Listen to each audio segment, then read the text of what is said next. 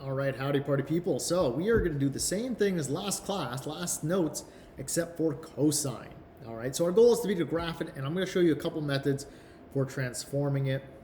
If you remember that the cosine of theta is the x value on the unit circle, we can go around the unit circle, and we're not going to plot all of the points because that would be just absolutely ridiculous. That'd be so many weird little numbers. But if we have just enough, 4 numbers is pretty nice for this, and 0, -1. So here we go. I'm going to look around my unit circle, and I'm starting at 0 degrees.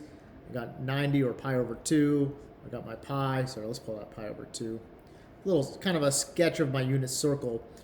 You can refer to a big one if you'd like. But again, I'm using just the x values. I'm going to go around the circle, and I'm going to plot the x values in comparison to the angle. So at the angle of 0, I have 1.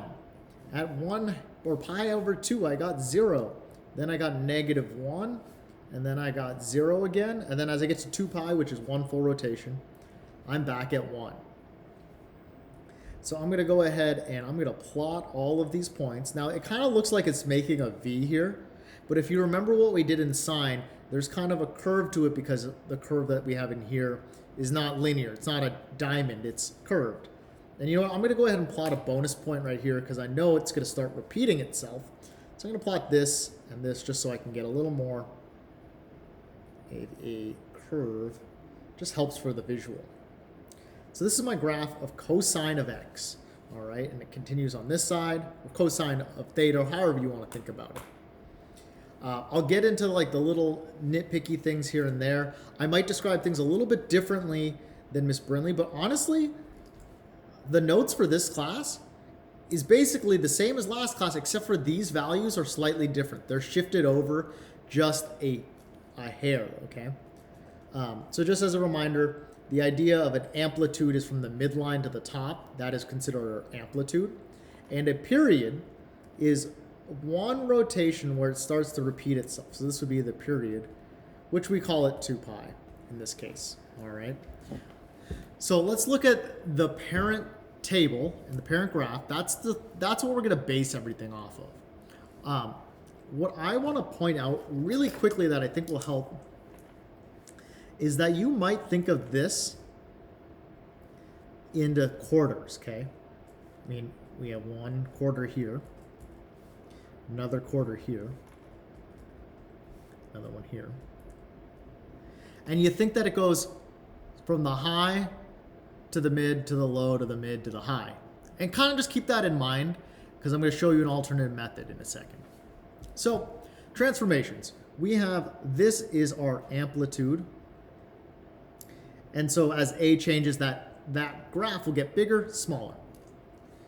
B is not the period, but B is a ratio of the period. So I like thinking of the period being 2 pi over B, or if you like it better, you could say 1B times the period, or times 2 pi, 1 over B, sorry. Either way works. Or the reciprocal of B, that's what that means. I also think that B can be nicely described as times the graph repeats in a period of 2 pi. And I can get into that sentence in a little bit. Our H and our K are going to move the graph left and right if you're thinking about visually. As this whole thing is going to the left, it's positive. The right is negative. K goes up and down. Generally like that. So once again, amplitude is the midline to top height. And these definitions are the same as before. I might be saying just a little bit different than you might have from Miss Brinley's video. The period is, honestly, one way to think about it is, let's go, one revolution around the unit circle, meaning 1 repetition. So we could say revolution, repetition. Basically, the period is the time that it starts to repeat itself. This graph is periodic, in that once I get to this point, it just keeps doing the same thing over and over again. So how do we actually graph these? Let's go through the two methods. One method I'm going to show you that's a little new, one's a little off. Why don't I put my parent table here, x, y, or theta, y, and I'll go 0. So these are the quarter points on the unit circle. And we know it's 1, 0. So there's our parent graph. This is just straight up cosine of theta. That's what that is, equals y. All right. So we can do a few things. For the y, we have our amplitude here, and we have a shift down. So what we can do is we can take these points, and we can multiply them all by 3 and subtract 1. So kind of affect the stuff that affects the y value. So this is our a and k. And I'm going to create this table, and then I'm going to show you something else real cool. All right. So here we go. Let's go. And we'll put in this 1, 0, negative 1, 0, 1 values that we have there. And we'll see what we end up getting out. Just got my notes over here. So we got negative 4, negative 1, 2, negative 1, 4. So we're doing times a plus k. All right. And then the other thing that we have is the period, or b in this case, is 1/2. So I can do two things. I can times all these values over here by 2, which is the reciprocal of that. So I can go 0, pi, 2 pi, 3 pi, 4 pi. So this is pretty good. I can plot all these points, and ipso facto, I'm like, boom, I'm done, okay? What I like, I'll show the alternate method on the other one, sorry. So let's go through. Let's plot our points. We got, oops, sorry, it's a negative 4 down here. Negative 4, negative 1, 2 all the way up there, 2 down, and yeah, that's good. I think my scaling might be just a little off on there, but I'm not going to worry about it. And I'm going to plot just kind of a bonus point here, just to, you know, it's outside of the period, but that's fine. Again, just to kind of show the curve a little nicer. So our center of this graph, sometimes it helps to do that. All right. So there's our graph. I want to show you a different method. Okay. So you can base off of what Ms. Brindley did in the other video. Here's a method I like. It requires a few kind of ideas here and there. It's kind of a two graph method.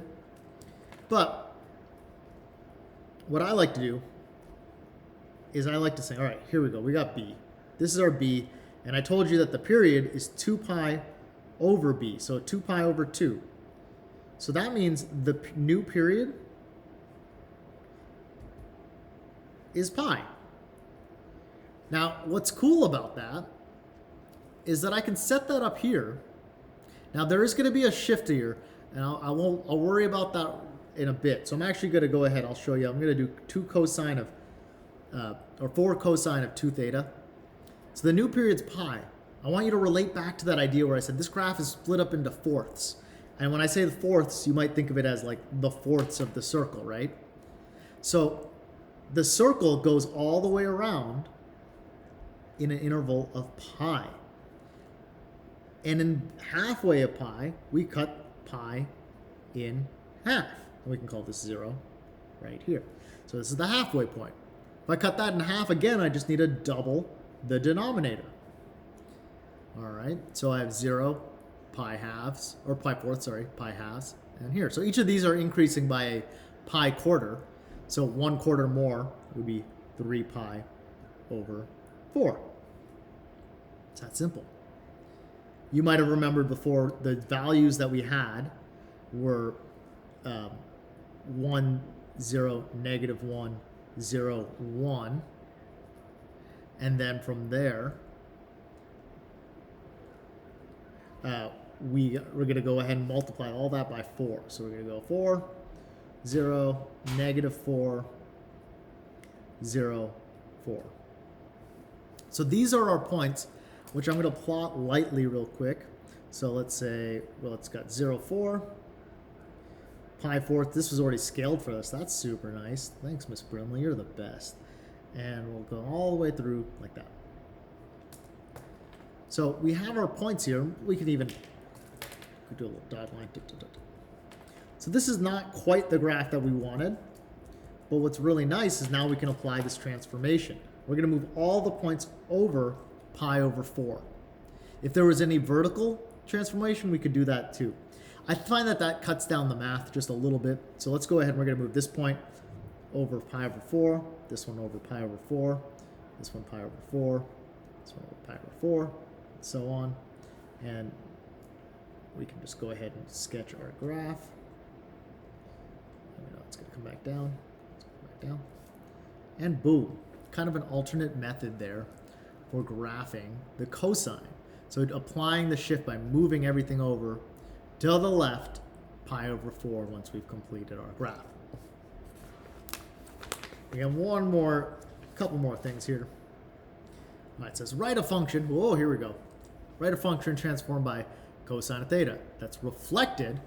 So that's going to mean a needs to be negative. Has a period of pi. How do we calculate that? That's an interesting one. That's what we're going to do is we're going to take that little formula I kind of gave you. That says 2 pi over b equals the period. So we're going to say 2 pi over b equals pi. So basically saying 2 pi divided by what would give you pi? Well, b would have to be 2. A shift right. So right is this direction. So we're going to go ahead and say that the h is going to be 5 pi over 6. And we're going to do minus on that. Down 3 is going to be minus 3 at the end. All right.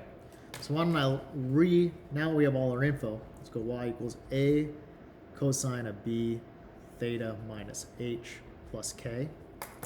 Got all our info there. We're going to say a doesn't need to be negative, so we're going to say a cosine. Let me double check. Doesn't say anything about the amplitude. All right. Cosine of 2. So notice that pi, not directly in the equation, but the ratio, it did come from there. Theta minus 5 pi over 6 minus 3. All right. Identify the amplitude and the period for the cosine graph below. All right. So one way is you can look at the peaks is a nice way. Between peaks, that's going to be your period. So you can see it kind of repeats itself at that. So I'm just going to look at that distance, which is 0 to 6 pi. Pretty easy. 6 pi is the period. The amplitude, I'm going to double check that this distance is the same. So this goes 2 and 2. Good. It's starting at the positive, so we're going to say this is positive. And so the amplitude is just 2. So I hope that helps. We'll get into the practice problems. Oh, wait, hold on. We're not done. Write the equation. Well, there's no shift, so it's going to be the 6. We're going to use that same idea that 2 pi over b equals 6 pi to figure out what our b is. Our a is just going to be 2. That's easy. So let's solve this guy. We can do this. It's going to make it just a little bit easier if we do think of it like that. And the conventional way here is I like to flip it. So I could say, b over 2 pi equals 1 over 6 pi. And then as I multiply, there's a bunch of other ways that you could do this too. I just like this way. So that's going to cancel out. B is going to equal 2 pi over 6 pi. The pi's cancel. And that simplifies to 1/3. So what do we got? We got y equals cosine. Oops, I missed my little 2. Let's see if I can squeeze it in there. 2 cosine of 1/3 theta. Let's write that a little cleaner. So I hope that helps. We will practice this as we go on next class.